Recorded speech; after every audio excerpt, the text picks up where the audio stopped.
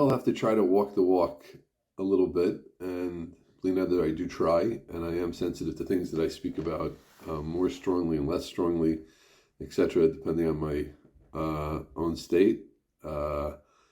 If I waited till I was complete in any area, I would talk about nothing. And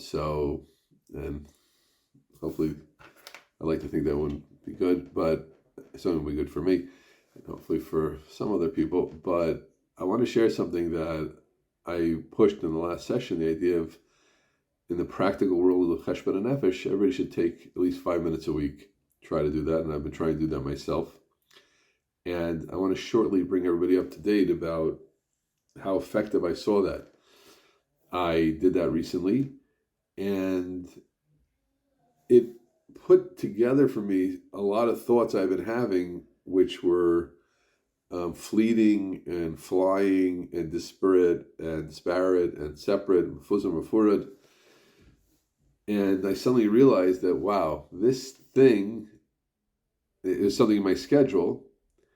In the way I was looking at my weekly schedule, my daily schedule, my weekly schedule, it wasn't Khalil and Avera or something like that I was doing, but it was a certain lack of structure that was throwing me off from my learning in a very significant way.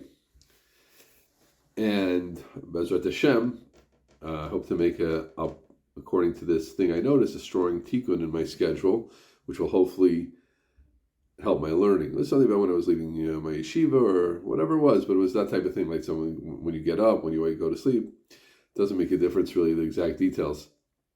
But I saw from what I did see, and this is really the main thing I want to share with everybody, is Mesilas Yesharim is telling us again and again how important this is, how effective this is, how dangerous it is without living with the Cheshbon Nefesh, how those who learn Cheshbon Shel Olam made this Cheshbon Nefesh and did this, and always until you feel something on your chai, like that's, there's a Hebrew expression, Ein Chacham Kebal Nisayon. There's no one is wise as the one who's been through things, and part of that is just practical.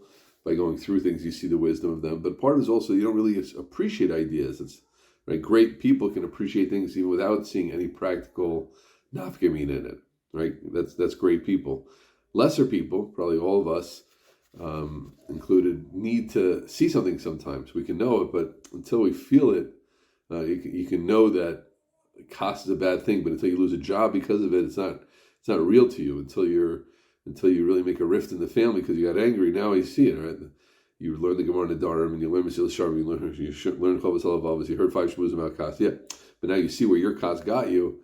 You better wake up. So again, great people don't need that, right? That's they can live in a world of, like this, in a similar way. Some people, they can't connect to learning unless it's halach l'maisa.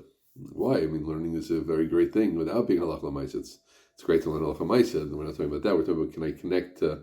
No, until I see the ideas, well, it's fine. Different minds work different. That's where we are.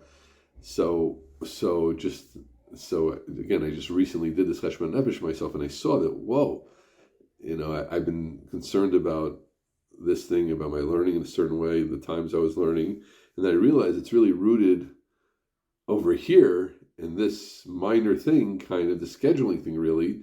Something about the way I'm running my schedule is really hurting my learning because I'm getting home too late, whatever, etc. So it just shows you, friends, I hope you're getting that, the power of Cheshbon Nefesh, the power of considering your ways. All the ideas are flying around my head, but until you seriously sit down with yourself, like he says, Dvar Yom B'Yom, but at least once a week, 5 minutes, 10 minutes, maybe twice a week, 5 minutes, but at least 5 minutes. Let's try 5 minutes, quiet 5 minutes, like we said, no distractions, nothing else going on, and think about our ways and consider them. Right? What does the Torah want? What does the Torah want? Torah wants Torah mitzvahs. Torah wants me to learn. Torah wants me to do chesed. Torah wants me to be nice to my wife. Torah wants me to be nice to my husband.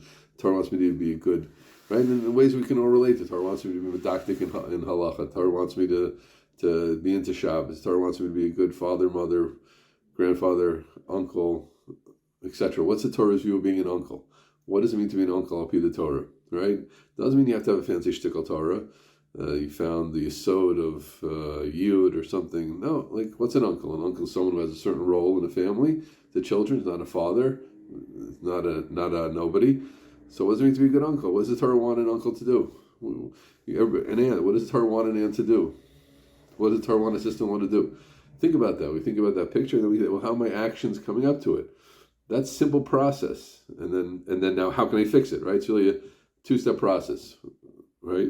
What is the three process? Two steps, three steps. What does the Torah want?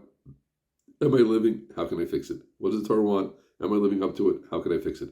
What does the Torah want? Am I living up to it? How can I fix it? What does the Torah want? Am I living up to it? How can I fix it? And that's going to give us so much bracha and hatzlacha and everything we do. And it's so obvious that people looking for segulas and ways and giving money and chayrotel and things like that. The Ron Hashem for sure loves those that are trying and working in Avodas Hashem. The Ron Hashem loves those who are doing cheshbon shalom. The Ron Hashem loves those who are trying to improve b'nei Aliyah and benos Aliyah and improve themselves. And B'ezras Hashem, we should keep being part of that. Hatzlacha Rabbah.